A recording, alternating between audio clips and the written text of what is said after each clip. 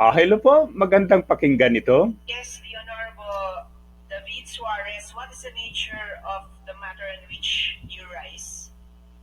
I stand before this august chamber as a matter of question of personal and collective privilege. Yes, you may proceed. You have 10 minutes. Thank you very much, Madam Speaker. Madam Speaker, we stand on the shoulders of those that have gone before us. Men and women who have dedicated their lives to serve the House of Representatives. Men and women who carry with them the trust, the confidence, and the dreams of those that elected them.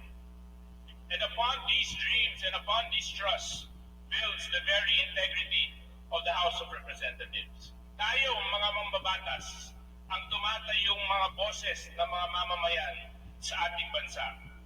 Maging anumang distrito, reyon, sektor ka man na napapabilang. May agam-agam po ako, Madam Speaker, tungkol po sa isang video na napanood ko kaninang umaga. At doon po sa video na yon, na ipinalabas sa SMNI at 10:27 p.m. Doon sinasabi that Speaker Martin Romualdez spent 1.8 billion pesos in traveling. At dinagdagan pa, baka nga hindi lang 1.8, mahigitan pa, kasama ng kanyang entourage. Ang tanong, is it true? Ang tanong, totoo ba ito? Did they even care to validate? Did they even care to ask? Did they even care to find out what really is the truth with regards to this matter? We are all public officials, and we are all open to criticisms and public opinion, and unfortunately, open to fake news.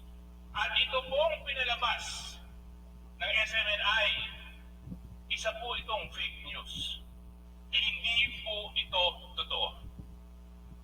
Hawak-hawak ko po, Madam Speaker, ang statement mula sa ating Secretary General at kung maaari po, babasahin ko lang. It has come to our attention that there are malicious rumors regarding the supposed 1.8 billion traveling fund for Speaker Martin Romualdez. Let me be unequivocally clear.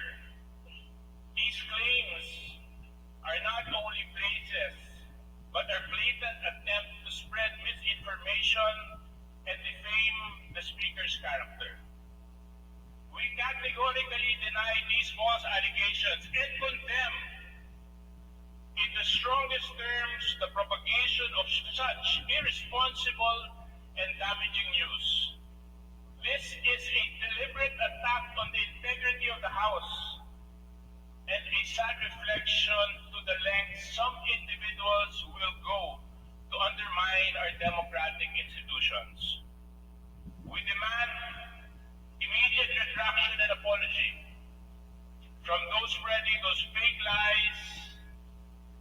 Furthermore, we are exploring other options to hold accountable those responsible for this smear campaign.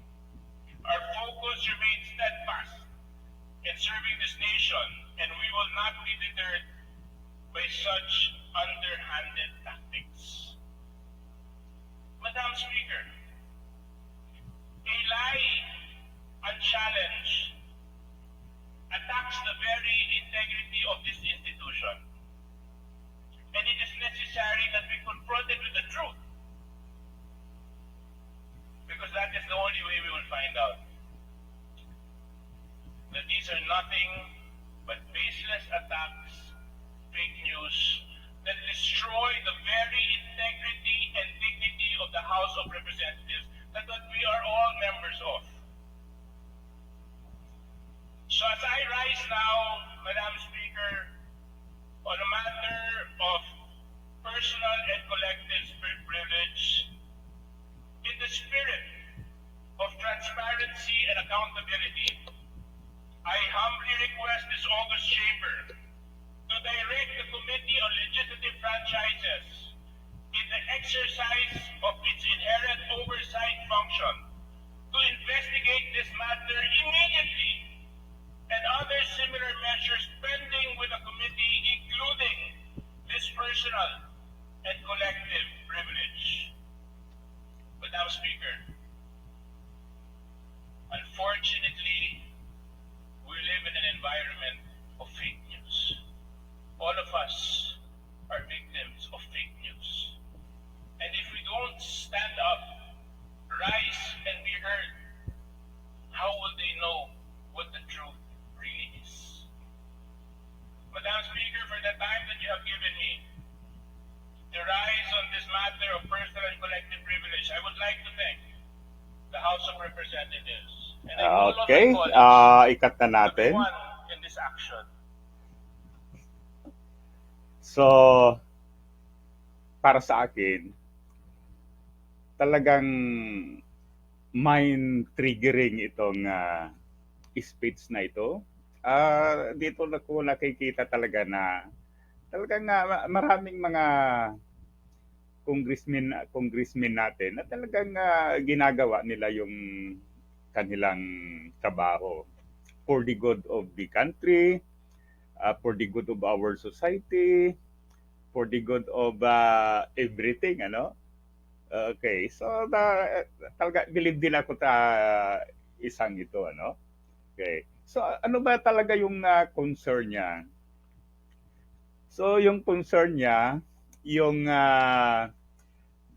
talagang ang daming fake news na ikinakalat ng SMNI. Okay, so ito yung pag-aari ni Pastor Kibuloy. Pagkatapos alam naman natin na si Pastor Kibuloy ay isa sa mga talagang supporter, stone supporter ng ating previous president na si President Duterte. Talagang every now and then talaga na pinapakinggan ko 'yon. Although siyempre talagang most of the topics, most of the statement na sinasabi nila, talagang hindi tayo conforme. Hindi ko makakalimutan yung napatay, may pumatay kay Percy Lapid. Pagkatapos kaagad ang statement ni Kibuloy ay ang mga NPA dahil doon daw sa words na ka. So nakakatawa itong dapat talaga ang lahat ng mga whatever media outlets, printed, radio, TV, social media, dapat din talaga tignan mo yung news. Try to verify it. Tignan mo kung correct yung balita yan, kasi there are many side to a news. Kaya huwag ka lang magdepende sa isa. Pero talaga yung mga host dito sa SMNI, talagang red tagging, pagkatapos kung may mga officials na hindi sila agree with, sinisira. Naisip ko tuloy yung binira si Mayor Magalong, pero talaga sumagot din si Mayor Magalong at tama din yang Okay. So the point is dapat talaga, in fact dapat talaga ginawa yan. Yung imbestigahan itong SMNI dahil nga puro fake news yung sinasabi. Pagkatapos panagutin yung mga host, yung mga announcers na responsible sa mga fake news na ito. Okay, i-mention ko na rin yung yung nanay noon ni Atom Arroyo, sinasabing communist. talagang malayo sa reality. Kaya ang nangyari, inihabla sila. So hopefully, yan, talagang may bibigay yung justice kay yung doktora na nanay ni Atom Arroyo. Okay? So, yan. Muli, thank you. Sana i-like at saka i-subscribe sa ating YouTube channel. Suportahan ninyo kaming mga hindi kilalang vlogger. Ang ginagawa lang naman natin ay para makatulong sa ating kapwa Pilipino. Muli, thank you. Sana i-like at saka subscribe sa ating YouTube channel. Mabuhay tayong lahat.